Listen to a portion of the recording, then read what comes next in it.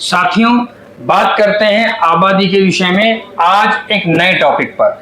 जैसा कि आप सभी जानते हैं, पिछली वीडियो में हमने आपको बताया कि आप किस किस तरह से अपनी जो आबादी की ज़मीन में निवेश करने का तरीका है उसमें डॉक्यूमेंटेशन कैसे कर सकते हैं और क्या काम ऐसे हैं जो आपको सचेत रहकर करने हैं।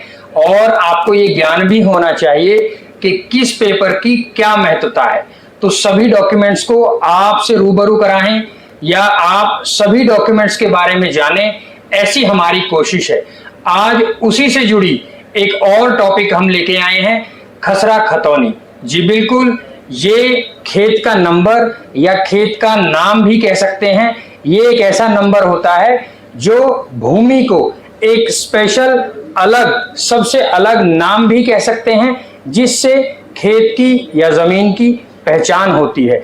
तो ये नंबर कहने को नंबर है, लेकिन यदि आप कहीं किसी भी जगह आबादी में निवेश करना चाहते हैं तो आपको उस जमीन का गाटा संख्या या खसरा संख्या पता होना चाहिए और सबसे पहले आपको उसी की आवश्यकता होगी। अब इसके नाम कितने प्रकार के हैं?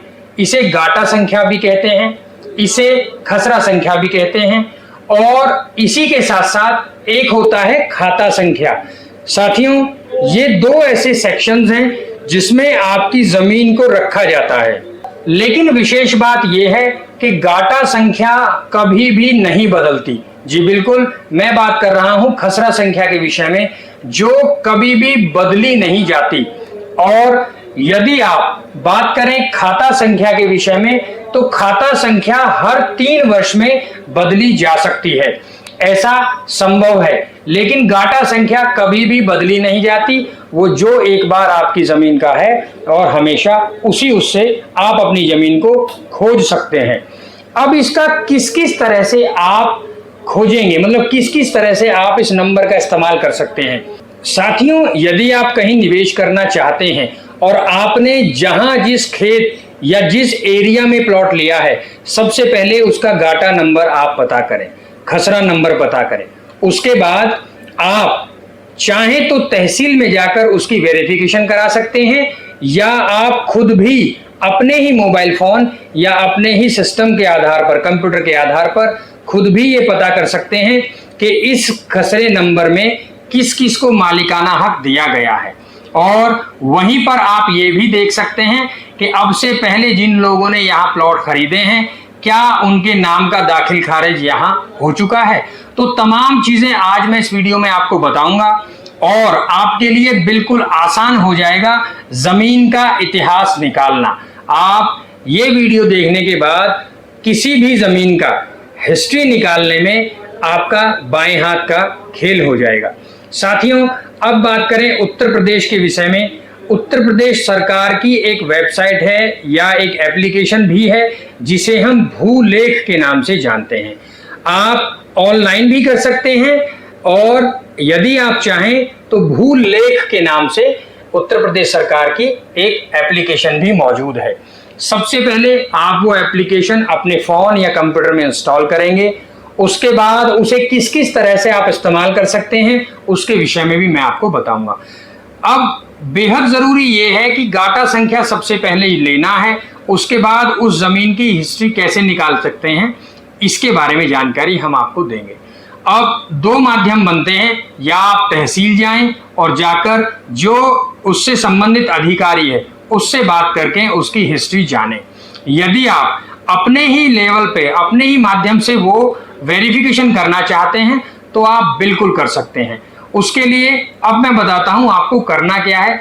सबसे पहले आपको उत्तर प्रदेश सरकार की भूलेख एप्लीकेशन अपने फोन में इंस्टॉल करनी है।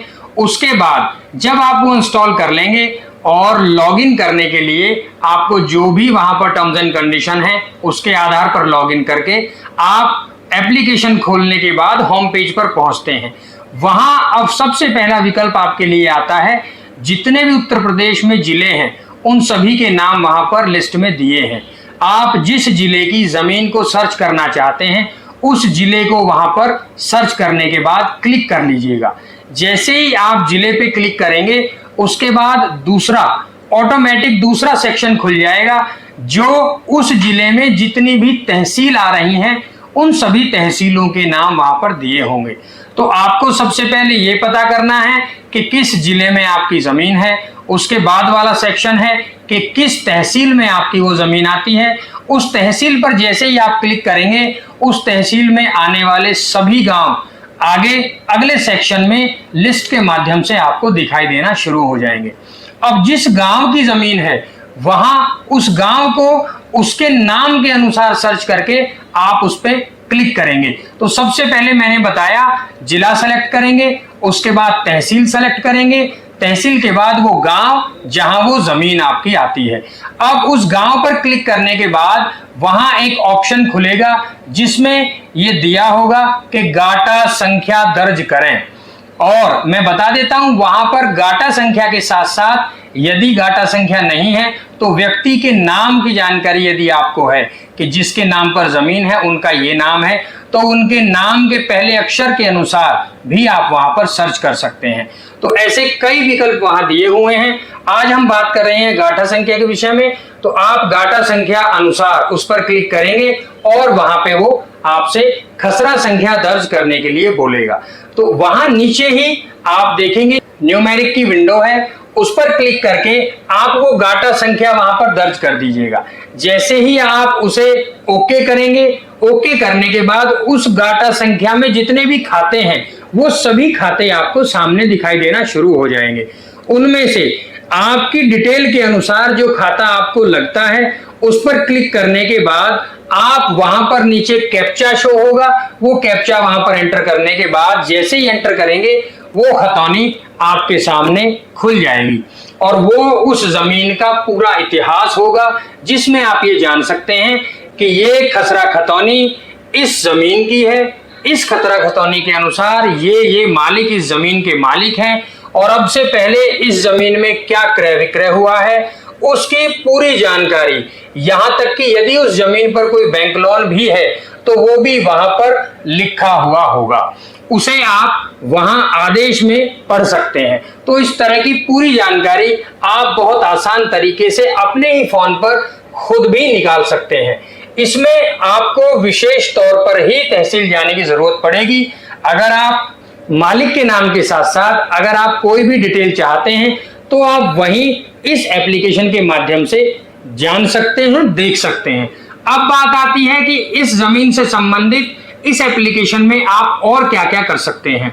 आप इस जमीन का नक्शा भी वहां से देख सकते हैं। इस जमीन पर किसी प्रकार का कोई न्यायालय में अधीन कोई केस या किसी तरह का कोई मुद्दा तो नहीं चल रहा है, इसकी जानकारी भी आप वहां से ले सकते हैं। तो ऐसी समस्त जानकारियां आपको वहां उस एप्लीकेशन के माध्यम से मिलेंगी। तो अब जैसा कि मैंने बताया कि खसरा नंबर एक ऐसा यूनिक कोड है जो आपको उस जमीन का नाम यानी उस जमीन को प्रदर्शित करता है कि इस खसरा नंबर से आप इस जमीन की तमाम जानकारियां सर्च कर सकते हैं। तो ऐसा कब संभव है? जब आप ये एप्लीकेशन या ऑनलाइन गूगल के माध्यम से सर्च करके आप इस जमीन की ऐसे तहकीकात करें तो ऐसा बहुत इजी हो जाएगा। बहुत आसान तरीके से आप हर जमीन की पूरी हिस्ट्री निकालने में कामयाब रहेंगे।